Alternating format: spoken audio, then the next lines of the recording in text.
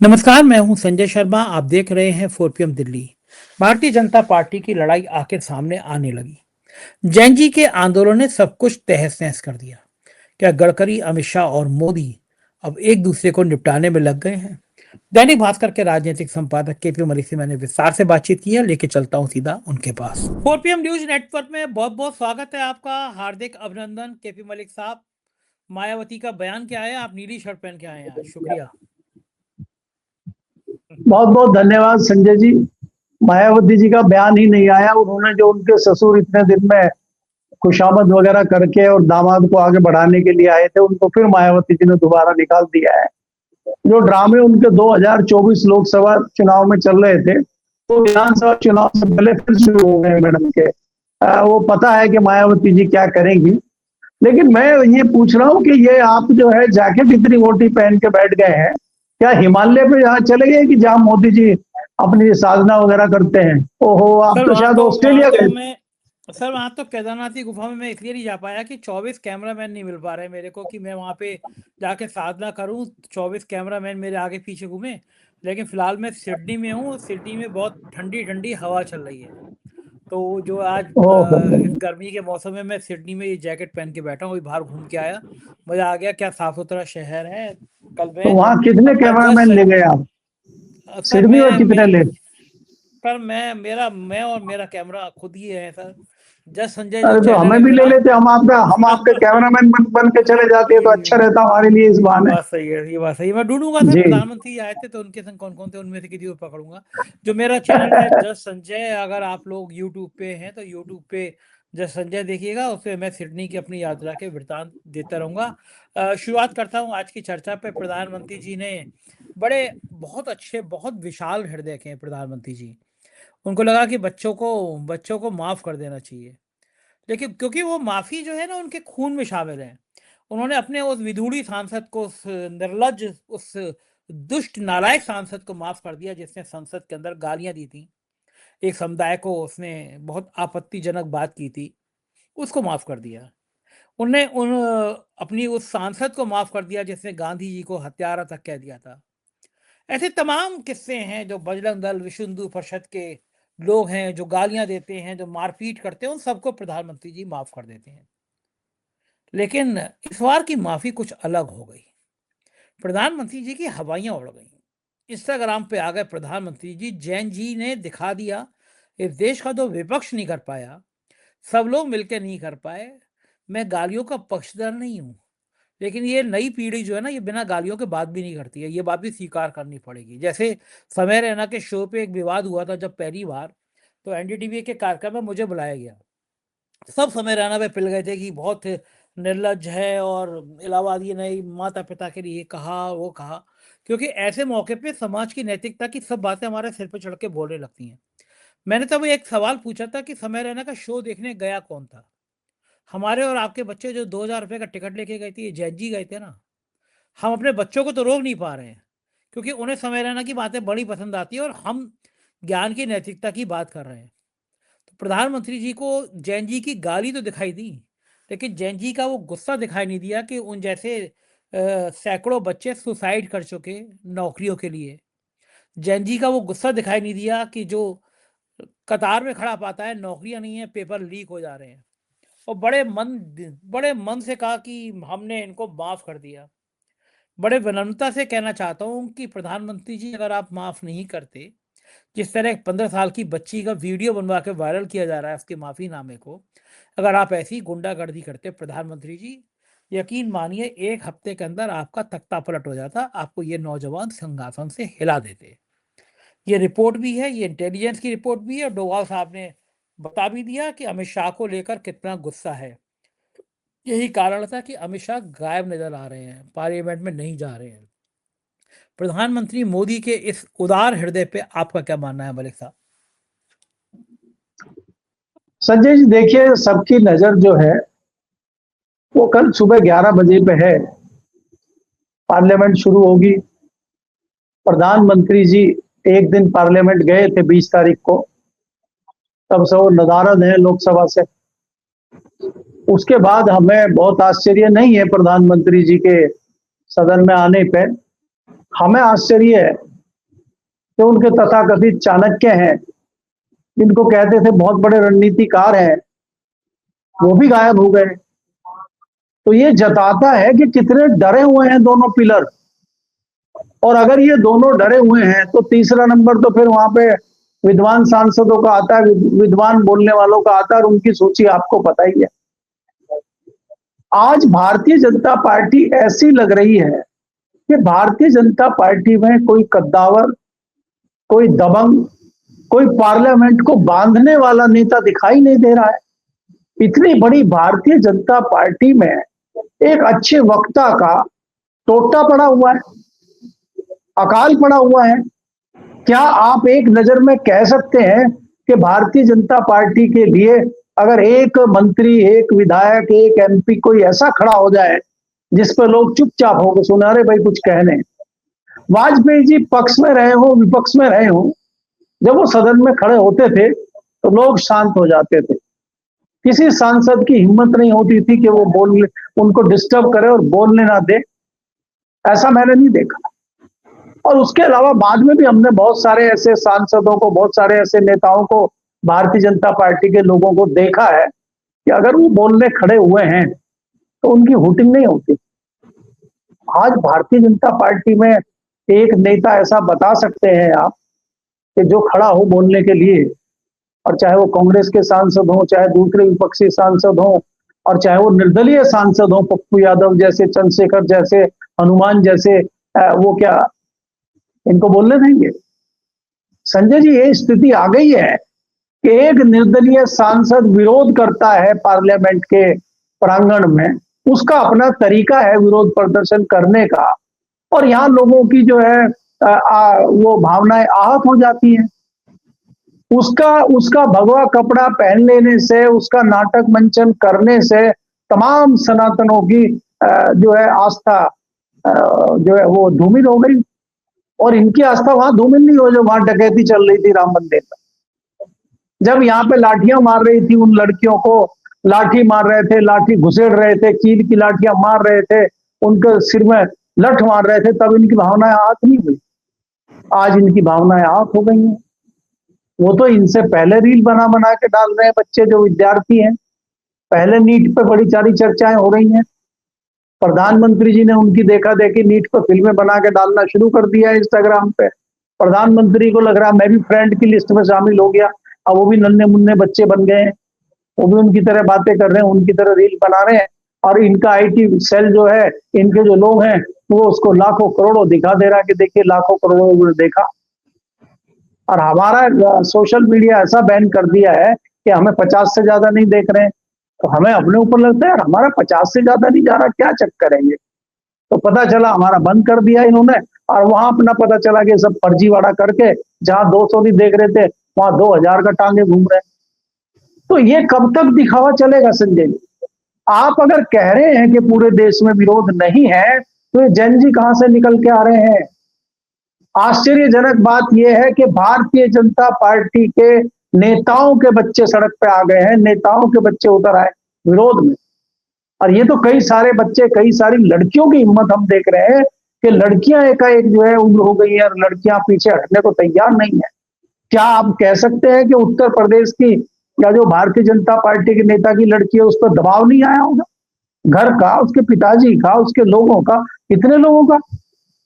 क्या जो अपराजिता सारंगी हैं वो खुद आईएएस हैं, खुद भारतीय जनता पार्टी की इतनी बड़ी नेता है, सांसद है, मंत्री भी शायद वो रही हैं, उनकी बेटी इतना विरोध करे, क्या उस पर प्रेशर नहीं आया होगा? वो क्यों नहीं पीछे हट रही है? तो ये जो देश के जन जी हैं ये समझ चुके हैं कि जो पिछले 12 साल से जुमलेबाजी चल रही है और शिक्षा को खत्म किया जा रहा है, ये हमारा भविष्य अंधकार में होने जा रहा है। तो इससे कहीं ना कहीं युवा आक्रोशित है और वो युवा पीछे हटने को तैयार नहीं है। अब आप अपने अपने तरीके से इसका वर्णन कर सकते हैं, अपने अपने तरीके से इस आंदोलन की व्याख्या कर सकते हैं। संजय जी, इसके तो बहुत सारे रंग हैं। भाई कॉकरोच पार्टी कैसे बनी, कैसे हमारे जो उनको गॉड बोलते हैं, भगवान बोलते हैं, सुप्रीम कोर्ट के चीफ जस्टिस, उन्होंने आशीर्वाद दे दिया और इन्होंने कॉकरोच बता दिया, और वो कह रहे ठीक हम कॉकरोच ही सही, कॉकरोच से ही नचाते हैं आपको। कॉकरोच अगर किसी के कमरे में आ जाए, बेड पे चढ़ जाए, तो बेड छोड़ के कूद के भाग जाते हैं, ये तो पता ही होगा आपको। आपको पता है कि कॉकरोच नुकसान नहीं पहुंचा सकता, कॉकरोच को मैंने काटते हुए भी नहीं सुना, लेकिन कई लोग इतना डरते हैं कि वो बाथरूम में टक्कर मार लेते हैं दीवार में। तो क्या चीफ जस्टिस मोदी जी और इनके जितने क्रांतिकारी लोग हैं वो कॉकरोच से डर गए हैं क्या? वो तो मार उस पे हिट मारने की बात कर रहे थे कॉकरोच से, तो कोई कॉकरोच पे हिट तो लगी नहीं इनकी, उन्होंने फिट कर दिया इनको, हिट नहीं हुआ फिट हो गया मामला। तो इसलिए मैं ये कह रहा हूं, ये जो परिस्थिति देश में बनी हुई है, अरे ये खत्म नहीं हुआ है। इसके बाद आप चाहे दीप के तो देखिए, चाहे जो आंदोलन करने हमारे क्रांतिकारी वहां से पहाड़ से आए थे, वो लद्दाख से, उनको देखिए, चाहे उसके बाद वो एक लड़की आयशा की थी, उसने भी लगभग 2 दर्जन दिनों तक भूख हड़ताल की है, उसको देखिए आप। तो इनमें कहां से एनर्जी आ रही है लोगों में? तो आप इसको खाली ये कह दें कि आपका विरोध नहीं हो रहा है, ये चंद युवा हैं, उन्होंने तो यहां तक कह दिया है कि ये राष्ट्र विरोधी आंदोलन था, राष्ट्र के विरोध की बात हो रही है। और आरएसएस जो है उसको, एबीवीपी को टाइट कर रहा है कि तुम विद्यार्थी परिषद के लोग हो, तुम कहाँ हो भाई, ये कौन से विद्यार्थी आगे, इनको ठीक करो। मंथन शुरू हो गया वहां, इस बात का मंथन शुरू हो गया है कि राष्ट्र विरोधी आंदोलन था और इसकी केस स्टडी होनी चाहिए। एबीवीपी इस बात का मंथन नहीं कर रही है कि जो ये परीक्षाएं लीक हो रही है, पर्चे लीक हो रहे हैं, शिक्षा का जो है क्षरण हो रहा है, इस पे आवाज एबीवीपी नहीं उठा रहा है। आज देखिए, जो निर्दलीय सांसद पप्पू यादव है अपने घर पे प्रेस कॉन्फ्रेंस कर रहे थे, उसमें भारतीय जनता पार्टी के कार्यकर्ता चक्कू लेकर पहुंच गए बुलंदशहर से, और एक तो पकड़ा गया, और बाद में धुलाई उसकी ऐसी हुई है कि याद करेगा वो। तो ये परिस्थितियां हो गई हैं इनकी कि ये छद्म युद्ध कर रहे हैं, अभी छद्म युद्ध चल रहा है भारतीय जनता पार्टी का, क्योंकि सामने तो कुछ कर नहीं सकते। एक निर्दलीय सांसद से डर के बताइए, उसकी तो पार्टी भी नहीं है, उसके पीछे पड़ गए हैं। तो आप डरे हुए तभी तो आप पीछे पड़ रहे हैं।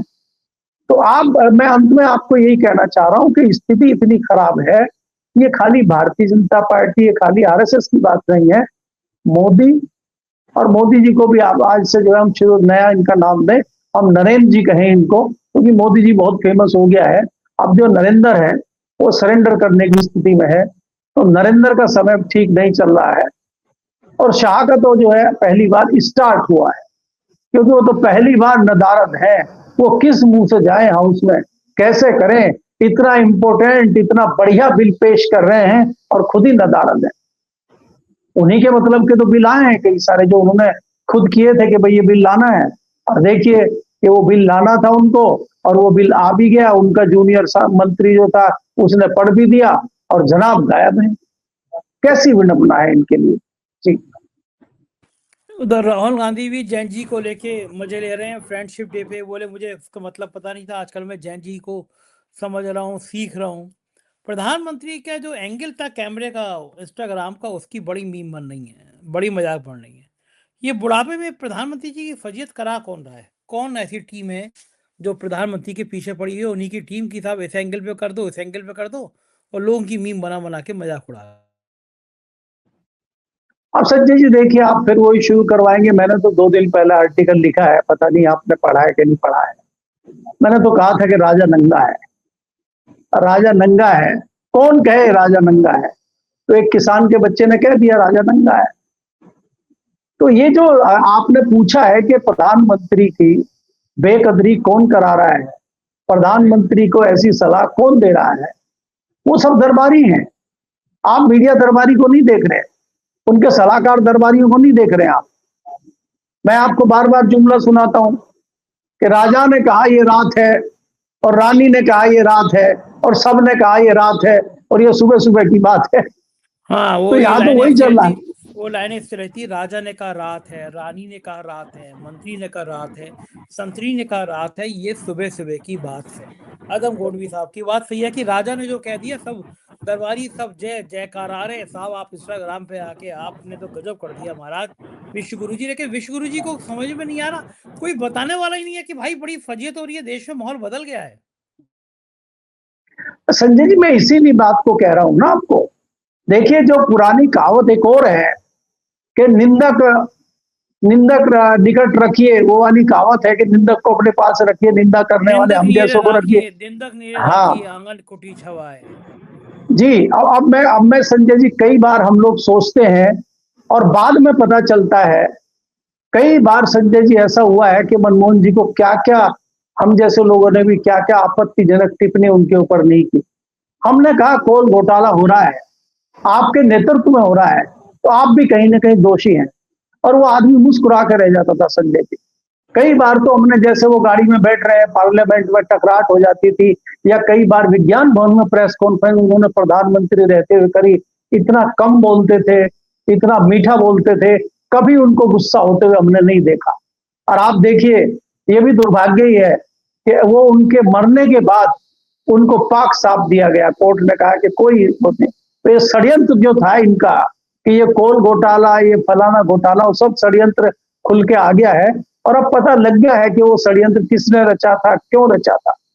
तो ये जो षड्यंत्रकारी है, अब वो अगर इस तरह की चीजें, अब हम जैसे लोग तो कांग्रेस की उस टाइम खिंचाई कर रहे थे, इस संदर्भ में बता रहा था कि हम तो कांग्रेस की खिंचाई, चाहे कोल घोटाला हो, चाहे कॉमनवेल्थ हो, चाहे 2G घोटाला हो, खूब आर्टिकल लिखे हैं, खूब कांग्रेस वालों को धोया है, मंत्रियों को तो हमने बख्शा ही नहीं है, और अब हम इनको नहीं छोड़ रहे हैं। भाई आप गलतियां करेंगे तो हम जैसे निंदक तो आपको छोड़ेंगे नहीं, हमारा काम आलोचना करना है। तो आप ऐसे लोगों की बात क्यों नहीं सुनते?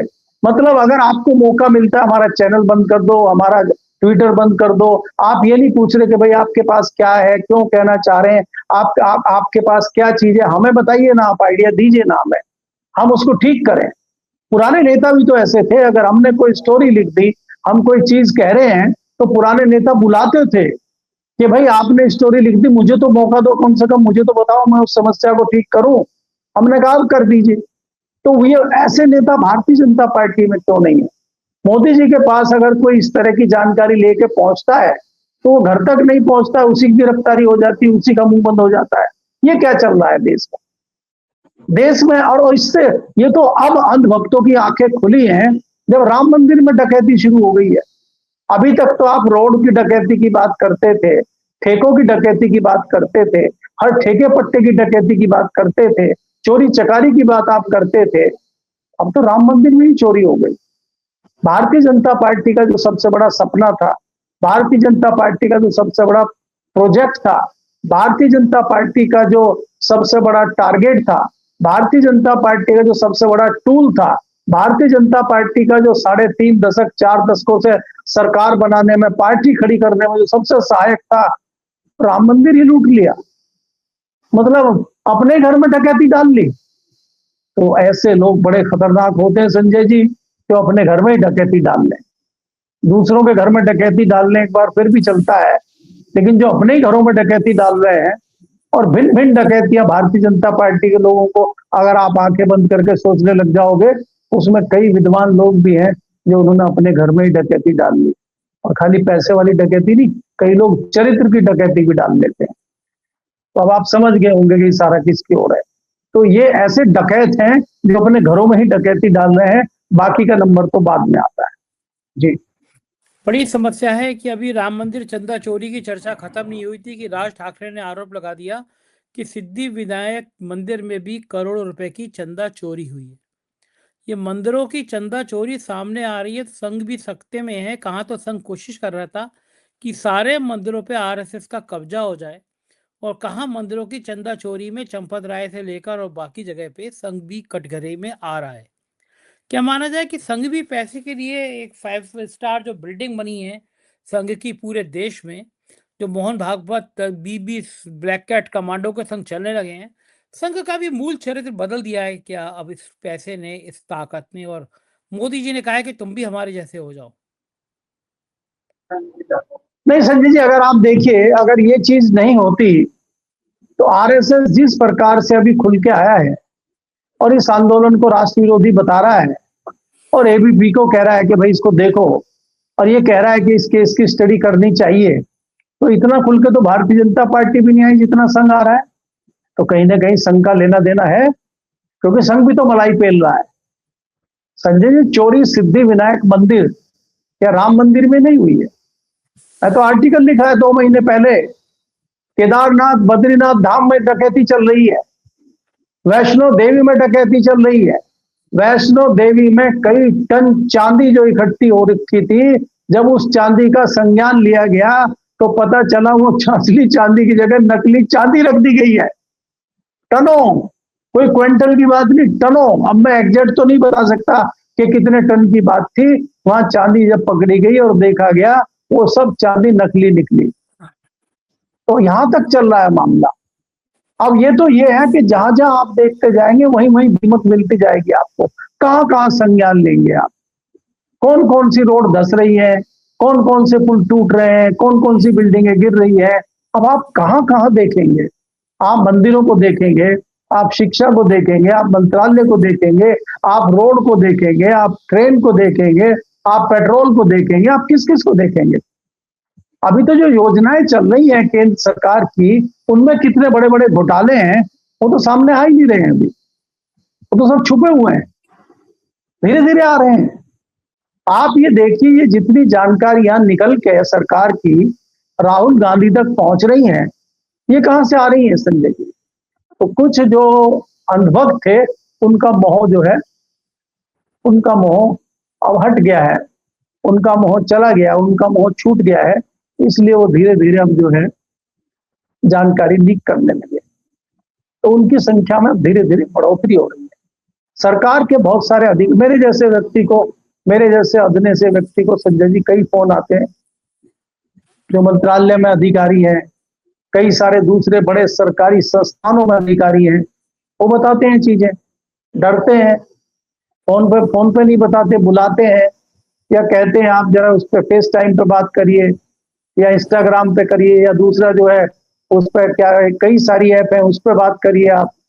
तो हम बताते हैं तो कहाँ से आ रही है चीजें और क्या क्या दिखेंगे और हम लिख के छपवाएं कहाँ? तो बहुत सारी चीजें हैं जो आनी बाकी हैं और समय समय पे आपके सामने आएंगी।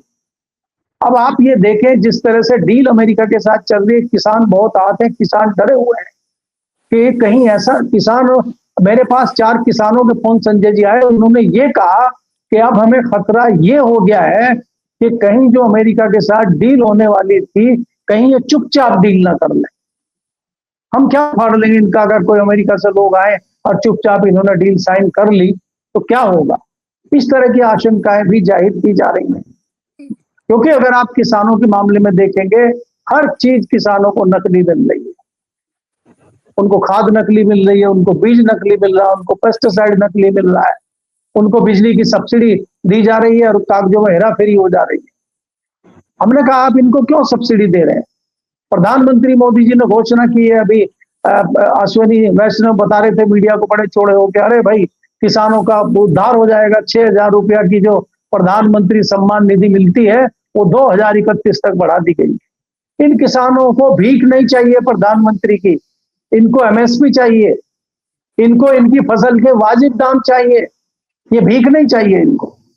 और मैं तो संजय जी ये कहता हूं, मैं खुद किसान परिवार से आता हूं, खुद किसान का बेटा हूं, मैं किसान तो नहीं हूं, लेकिन मैं जितनी चीजों को जानता हूं मैं ये कहता हूं इन पर किसानों पर टैक्स ठोको, जैसे आप सैलरी वालों पर लगाते हैं।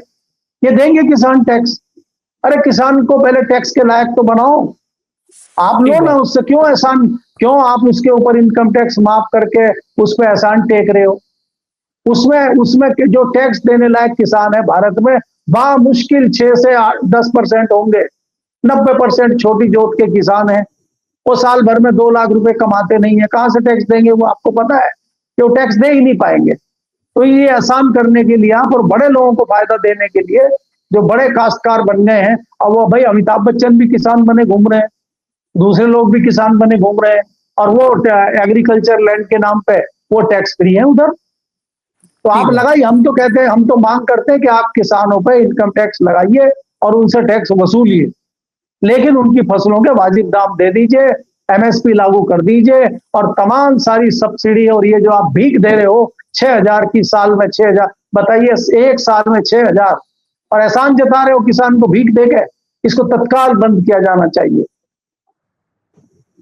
जी ठीक कह रहे हैं, बिल्कुल ठीक कह रहे हैं। उधर विश्व गुरु के कुछ समर्थक लोग हैं, वो बात फोड़ा रहे हैं कि जैन जी के आंदोलन के पीछे गडकरी और उनके बेटे फंडिंग कर रहे थे। गडकरी को निपटाने के लिए ये बात बड़ी तेजी से की जा रही है।